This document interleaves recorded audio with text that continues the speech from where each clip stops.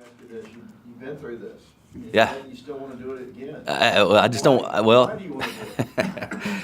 Well, I tell you what, there's a lot of opportunity for Galveston right now with the Port of Galveston, with the seawall, with downtown, and I tell you, I think we're making the right strides to see all those projects to completion. And another reason is because I've been on council. When I got on council, guys, I didn't know the first thing about this process. All right, the city council process, and it took. I don't know if y'all remember, I didn't say anything for the first couple of months. You were remarkably good at that. Well, thank you, sir. All right. Good. Then you started opening your mouth. Watch out. Well, one thing is I'm not scared to do that. I'll tell you like it is. And I understand that this job is not it's not here to make friends and be popular. It's here to do the right thing for the island. And I've got experience in business on the island. Now I've got experience on council. And like I said, I think in the intro to my questions right there. I want to take that knowledge and move forward with it. I understand the process on how to get something through city council and planning and all the other boards and commissions that need to weigh in and have input on things. And it's probably my biggest frustration is how long things take on council. And dealing with the city in general. That's probably not anything I can fix single-handedly.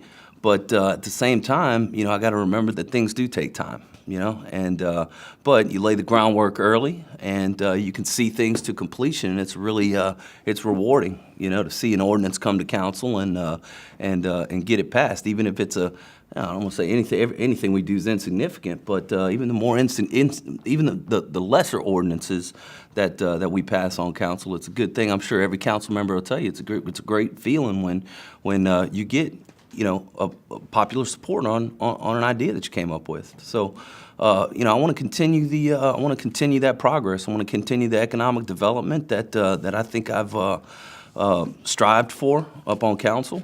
We got to remember that this rift between the residents and the businesses, in my opinion, doesn't exist.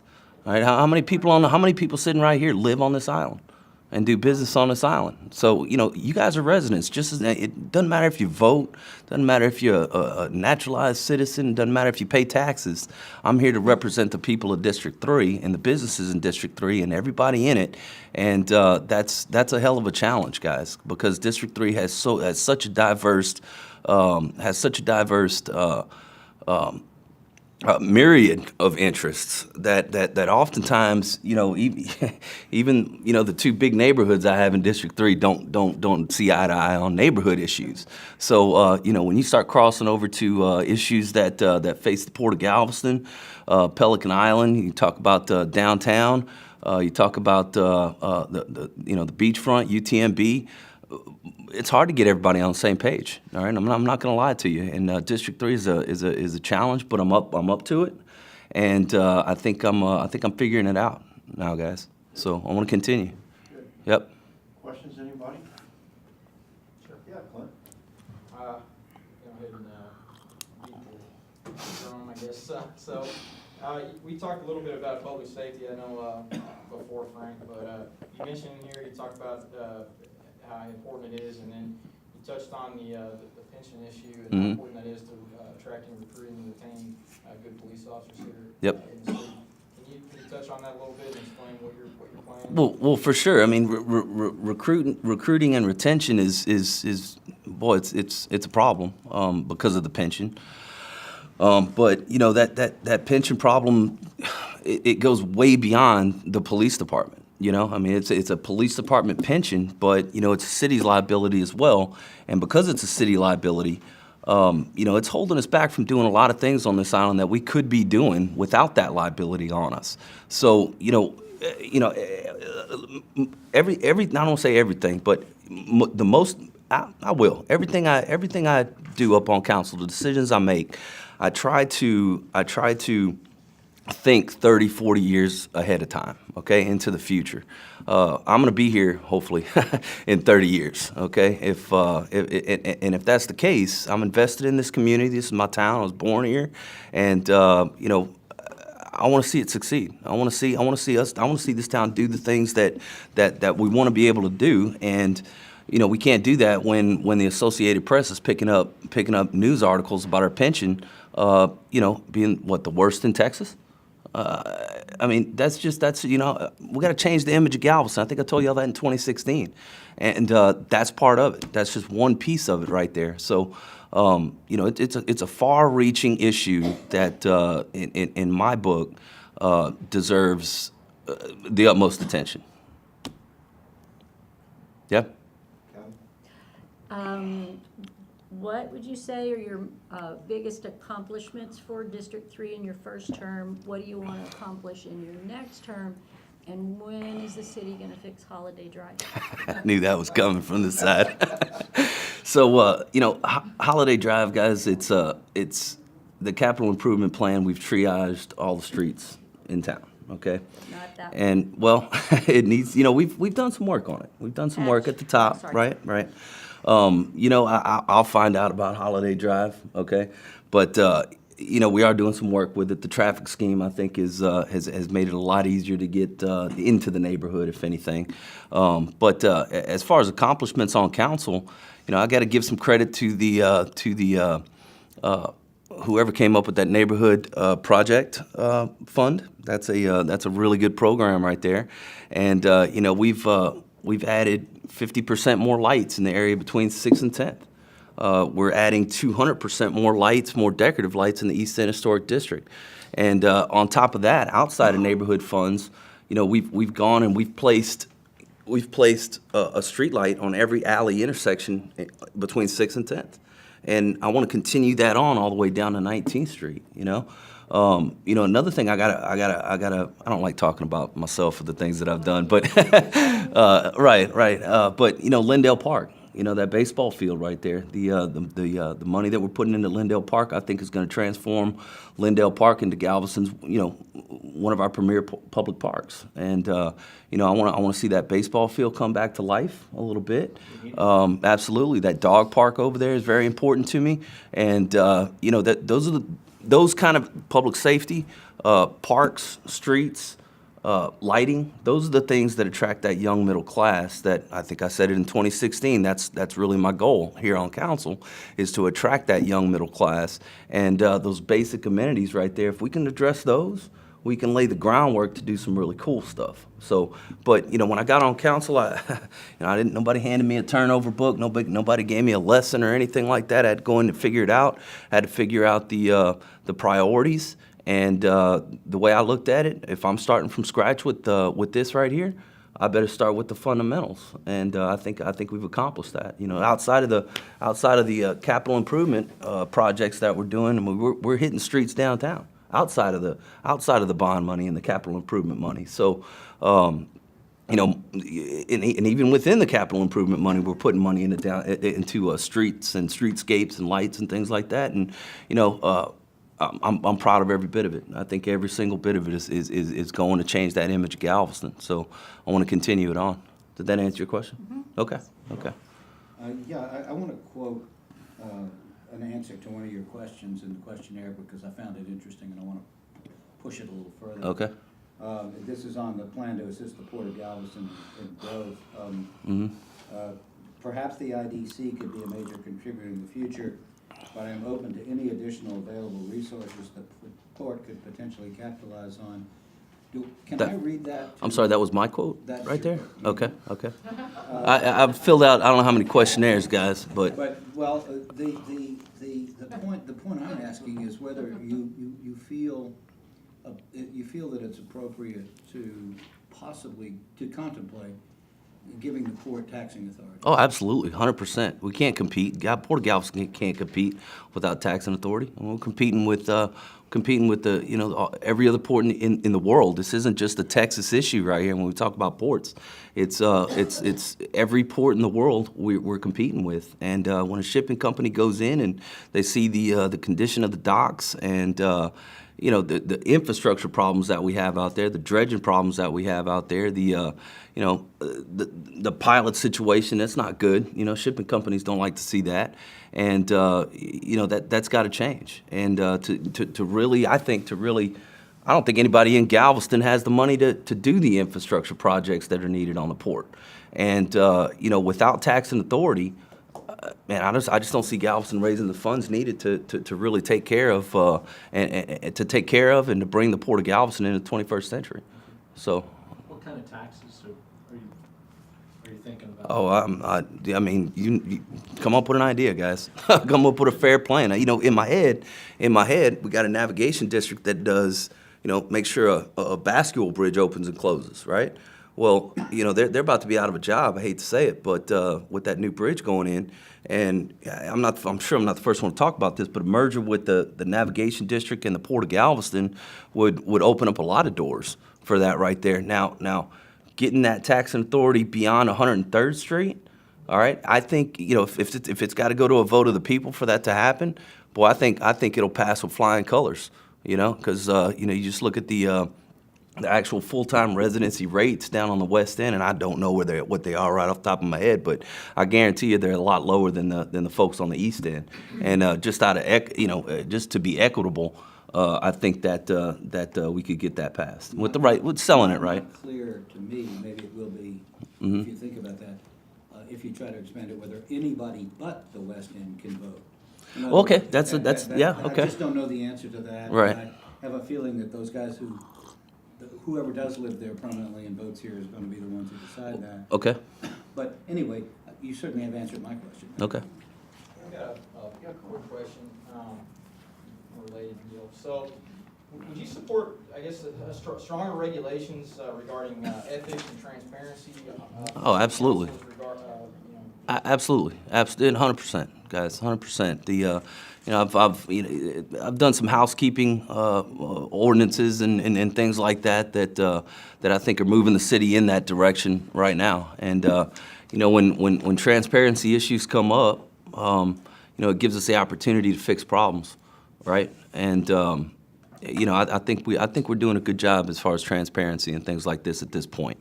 To be honest with you, you know, we're posting agendas online in HTML format now. We're broadcasting more meetings at City Hall and things like that. There's talk about moving the Port of Galveston to City Hall, which I think might. The meetings, Right. Not the offices. Yes, sir. And that, you know, that might increase a little more, you know, encourage a little more public participation in what's going on at the port. You know, I don't know how many security checkpoints you got to go through to get up to the 8th floor up there, but you know, it's more than 2, I think.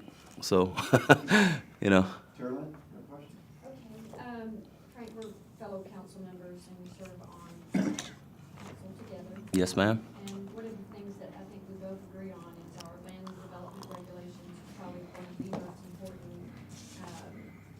books that we have to know all about. Mhm. We're going through the revisions of the LDR. One of the things that we do have are PUDs, the plan unit developments. Mhm. It takes up a chapter in our LDRs. Anyone can apply for a PUD, you do have to qualify for it. We voted on 9 PUDs so far. Mhm. We overwhelmingly, unanimously voted for 6 of them. Okay. But we just recently denied one, and that was the Shop and Drive on Broadway. And as you already know, it's a commercial corridor, so gas stations are allowed a commercial development, in a commercial zone. So they qualify for a PUD. We're not making an exception. Right. They have to be allowed, or you can't get a PUD. Would you tell me a little bit about what you felt when we turned down that gentleman on the PUD? And do you think if it's true what the paper states, that we're breaking the rules, that we just need to do away with PUDs altogether? Or if it's a valid tool, we just need No. to make sure that they qualify at every avenue? Right, and that's important. The public input. Anytime you're gonna. Well, let me back up just a little bit. When we talk about bending and I don't want to say breaking, but bending the rules here in town, I think public input's important. I think that you know, I think that those issues should go to council, but at the same time, it's you know, they're essential to the flexibility and the adaptability of the economic environment here in town. You know, I think you're asking me specifically about that project right there, and to answer that, you know, I voted for it. You know, the guy, Mr. Ha, came in and presented a plan, a month ago, the meeting prior, and we sent him back to the drawing board to change a couple of things. I think we lowered his canopy. I think we put a little vegetation, talked about a curb cut maybe, and the man went, paid more money to alter the plans, come back to council to have it turned down. And personally, I didn't see any reason to turn that down. And I think I said during the workshop, if we're not going to allow gas stations on Broadway, well, where are they going to go? I mean, I sure don't want to see any more on the seawall. Okay, but you know, Broadway is our commercial corridor here in town. It's not Harborside. It's really not 61st. It's Broadway, and you know, my heart goes out to the residents that live, you know, a block off of Broadway. But you know, it's the same thing with the guys that moved into downtown. You know, get ready for music and bars and events, and you know, you buy a block off the Port of Galveston, you're gonna hear trucks and you're gonna hear ships. You know, do your due diligence. Figure out what you're doing. But at the same time, you know, the town's got to move forward, and we've got to be consistent. You know, we've got to have some consistency. And I just didn't see any in that entire case right there. I didn't see. I think we dropped the ball on consistency on across the board on that issue right there. EJ? So. Did you have one, Teresa? Frankly, earlier with Mr. Collins, we discussed about the parking downtown. Mm-hmm.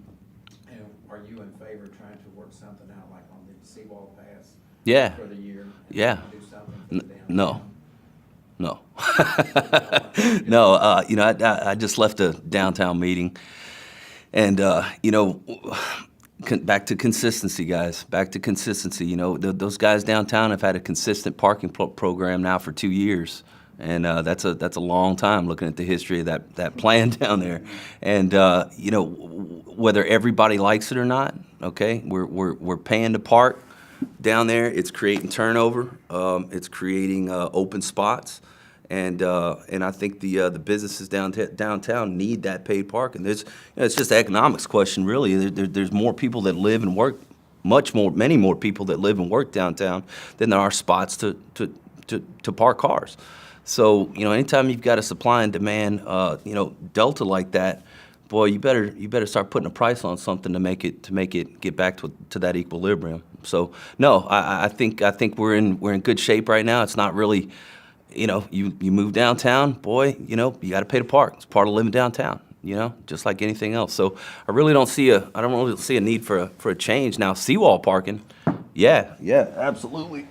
Seawall parking, I think, well, I'm kind of working, I hate to take up too much time, but I'm working on an ordinance right now, and I hope I can get this across in the shortest amount of time possible. But the north side of the seawall, I think there ought to be pockets, okay, of, I think I'm going to try to present this next week, but there ought to be some pockets up there where if you're invested enough in this community to go get you a $25 parking pass, that you know, the city ought to designate some 2-hour parking for residents up on the seawall on the north side, you know, to where you can't park there unless you have your $25 pass.